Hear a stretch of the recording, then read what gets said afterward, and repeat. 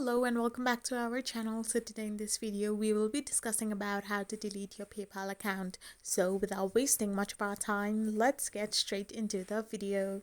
First and foremost, all you need to do to delete your PayPal account is simply tap on a web browser of your preference and type in the URL www.paypal.com.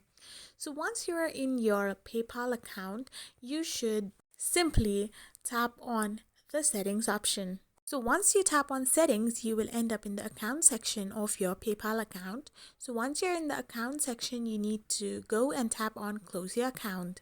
So once you have tapped on close your account, all you need to do is simply tap on close account again. So after this is done, it will take a few seconds to close your account. So once your account is completely closed, you'll get a notification about your closing of your account. So now your account has been deleted from your PayPal app. I hope you found this video helpful, so don't forget to hit that subscribe button and do give us a thumbs up. We will be back again with these informative videos. Thank you for watching.